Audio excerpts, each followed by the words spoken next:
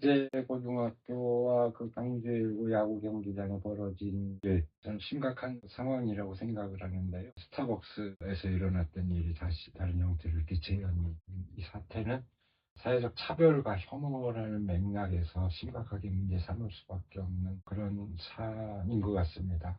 한편에서는 그걸 보고 뭐 표현의 자유가 있는데 뭐가 문제냐 이렇게 얘기하기도 하는데요. 사실 표현의 자유를 금할 수 없다는 것은 표현의 자유를 금지한 법이나 제도를 만들 수 없다 이런 걸 의미하는 것이지, 그것이 특정한 어떤 사람을, 어떤 대상을 겨냥해서 혐오와 차별의 언어를 표출하는 것을, 그것도 자유다, 그것이 허용돼야 된다 이런 걸 의미하는 건 아니죠. 정치인들이 굉장히 무책임하게 그렇게 얘기하고 있는 것 역시 또 심각한 상황이라고 생각합니다. 이게 사실은 뿌리가 좀 깊지요. 특별히 이제 전라도 지역에 대한 차별, 군사정권 하에서 호남 지역에 대한 차별이 심화됐는데, 그 이후에 민주화 이후에도 젊은이들 사이에서 일종의 희화화해서 여러 가지 표현이 있잖아요. 희화화된 표현들이 그대로 통용이 되고 있고, 그런 맥락에서 보면은 어느 날 갑자기 생긴 게 아니고 굉장히 뿌리가 있다. 그 점에서도 심각한 사태라고 생각하는데,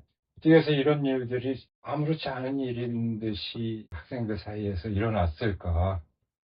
뭐 여러 가지 요인을 생각해 볼 수 있겠지만, 우선 손꼽을 수 있는 요인으로는 교육 현장의 문제라고 할까요? 요즘은 역사 교육도 제대로 이루어지지 않죠. 과거 같으면 역사가 필수였는데 지금은 선택이고, 그다음에 교육 현장에서 교과 과목상으로 역사 교육 제대로 이루어지지 않을 뿐만 아니라 교육 현장 자체가 타인에 대한 공감 능력을 함양할 수 있는 그런 교육 환경이 전혀 아니잖아요. 어른들이 경쟁하고 누군가를 이겨본다는 그런 분위기가 압도하고 있는 현실이기 때문에, 또 하나는 정치 사회적인 요인이라고 할까요?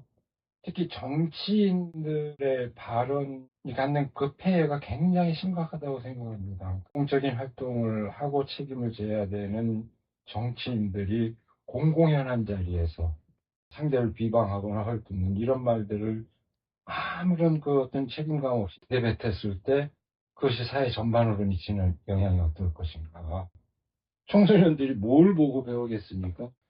그냥 뭐 배우고 막 할 것도 없이 사회적 공기 자체가 그렇게 돼 있다면, 아, 저렇게 얘기해도 되는구나 하고 아무런 문제의식을 느끼지 못하는 이런 상황이 계속해서 재현될 수밖에 없는 거죠. 그 다음에 이제 특별히 우리 기독교인의 입장에서 또 한 가지 차원을 생각한다면은, 사실은 배제고등학교가 기독교 정신을 바탕으로 해서 세워진 학교 아닙니까?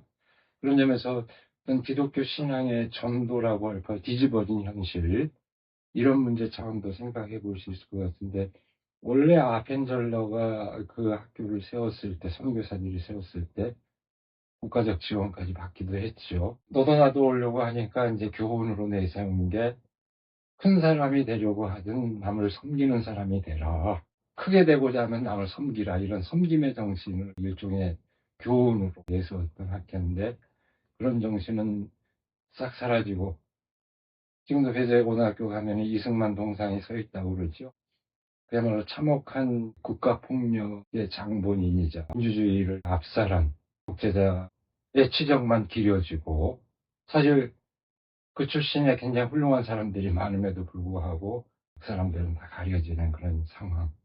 이걸 보면서 정말로 기독교 정신이 뭔가 하는 걸 다시 한번 생각하지 않을 수 없는 계기인 것 같고, 결국은 그런 문제점들을 어떻게 극복할 것이냐 하는 것은, 우리 사회에서 사회적 차별과 혐오를 해서는 안 된다고 하는 사회적 규범이 확립되는 게 중요하다고 생각하는데요. 그 점에서 가장 중요한 게 차별금지법 제정이죠. 사실 차별금지법이라고 하는 것은 이걸 어겼을 때 처벌한다 하는 그런 성격의 법이라기보다는, 우리 사회가 안전한 사회가 되기 위해서는 이 정도의 규범적인 선서를 지키면서 살아야 된다. 그래야 서로 존중받고 안전하게 살 수 있다. 이런 규범적 효과가 큰 일이라고 생각을 하는데, 한편에 기독교인들이 이걸 극렬하게 반대를 하고 있는 거 보면 통탄하지 않을 수가 없는데요.